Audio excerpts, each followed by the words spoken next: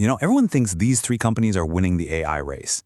But they're not. They're actually playing a game where the house always wins. And they are not the house. In fact, this is how much money they're on track to collectively burn on AI every single year. Let that sink in. A $330 billion hole between what they're spending on all this infrastructure and what they're actually earning from AI software. And what's crazy is that gap, it's getting wider, fast. So if the titans of tech are essentially lighting hundreds of billions of dollars on fire, the single most important question you can ask is, where is all of that cash actually ending up? Well, I can tell you this. It's not going to another software company. It's not going into some fancy new app. It's going somewhere much, much more real.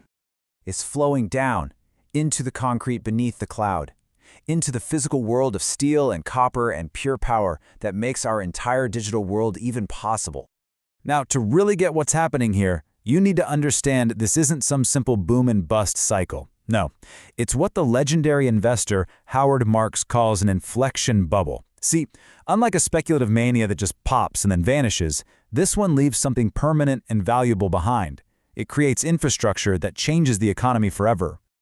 And we have seen this movie before. Think about it. The railway mania of the 1840s, it bankrupted a ton of speculators, sure, but it left behind the tracks that literally industrialized entire nations.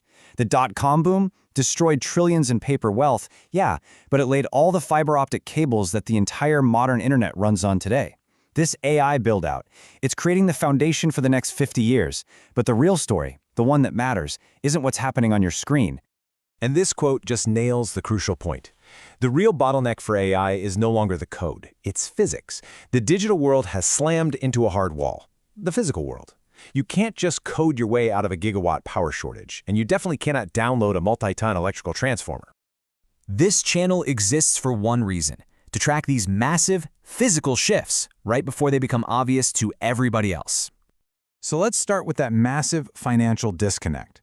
This is the $600 billion question. And the answer, based on some incredible analysis from Sequoia Capital, pretty much exposes the entire story. Okay, look at this. What's absolutely wild here is the sheer velocity of the cash burn. This year, 2024, the tech giants, the hyperscalers, like Google, Amazon, Microsoft, they're going to spend over $200 billion on infrastructure. But the entire AI software market will only generate about $30 billion in revenue. That's a $170 billion deficit. And look at next year.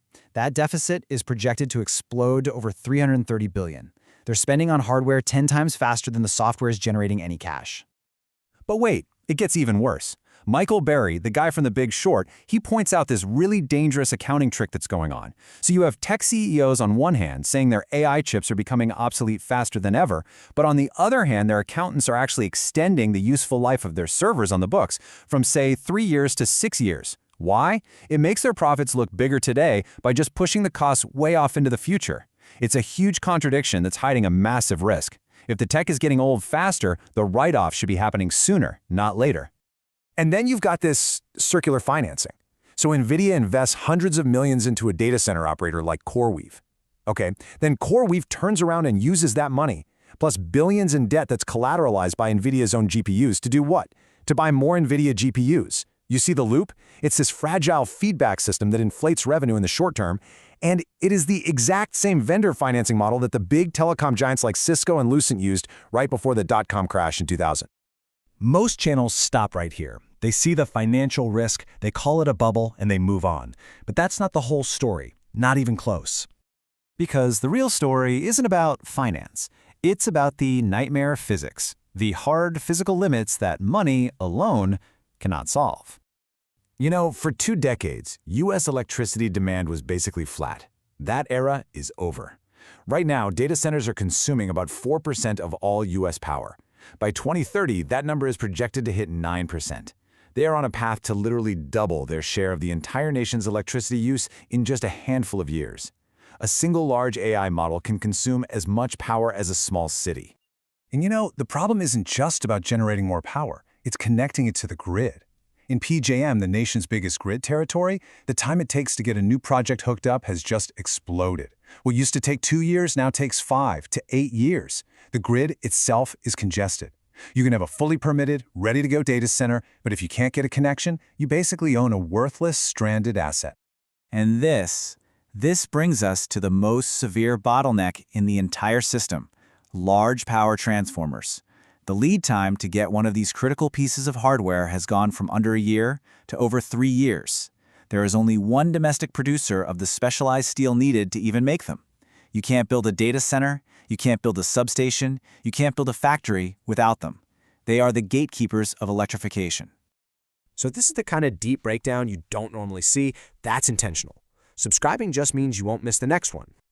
So if the bottleneck is physical, then the real winners are the companies that control those very bottlenecks, the new industrial barons who are building the backbone of the AI age. Let's start with a company called Eaton Corporation, ticker ETN. Just think of them as the Nvidia of the electrical grid. They don't make the chips, they make the absolutely critical gear that delivers clean, reliable power to the chips. Eaton makes the switchgear, the power distribution units, the uninterruptible power supplies, all the stuff that is completely non-negotiable for any data center. And as AI chips get more powerful, they need more complex electrical equipment. This is what Eaton calls content expansion. As chip density goes up, they sell more dollars worth of complex gear for every single megawatt of power. The demand is just exploding. Their data center orders are accelerating by 70% year over year, and their total backlog of work is growing at 20%. They literally have years of guaranteed demand already locked in. Okay, next up is Quanta Services, ticker PWR. If Eaton sells the equipment, Quanta builds the infrastructure. They are the largest specialized contractor for the electric grid. They build the transmission lines, the substations, the whole shebang. Quanta's real competitive advantage, its moat, is skilled labor. There is a massive shortage of the specialized linemen who can do this dangerous, complex work. Quanta has the largest workforce in North America, and that gives them immense pricing power. And you can see this reflected right here, in their record $39 billion backlog. They are, for all intents and purposes, the general contractor for the entire energy transition. Now here's a name you might not expect. Caterpillar, ticker CAT. Buried inside this old economy giant is a hidden AI play. You see, every data center needs backup power, and with the grid getting less and less reliable, they're installing these massive Caterpillar generators not just for emergencies, but to run constantly. Their energy and transportation segment is seeing double-digit growth, and it's being driven almost entirely by data center demand. And there are two other critical players you really need to watch. First, Vertiv. As these chips get hotter and hotter, they hit a thermal wall where just blowing air on them doesn't work anymore. Vertiv, ticker VRT, is the leader in the advanced liquid cooling solutions that this new generation of AI hardware requires. Then there's EMCOR, ticker EME. They're the specialized contractors with the expertise to actually go in and install all of these complex new mechanical and electrical systems. And just like the others, both of them have record backlogs, all driven by this unstoppable build-out. These are the companies with real backlogs, building real things. This is the tangible, physical side of the AI boom. This is why people stay. This massive physical build-out leads us to the next huge problem. Where is all of this power actually going to come from? This question has ignited what I call the coming energy wars. Right now, you're hearing a lot of hype about a nuclear renaissance, specifically around these things called small modular reactors, or SMRs. Companies like Oklo, ticker Oklo, are being sold as the solution. But the truth is, these are basically PowerPoint reactors. They are a story for the 2030s, and they're facing years of regulatory delays. The real nuclear play, the one happening right now, is with existing plants. Amazon just bought a data center campus that is directly connected to a nuclear plant owned by Constellation, ticker CEG. They're literally bypassing the grid to get immediate 24/7 power. That's the reality.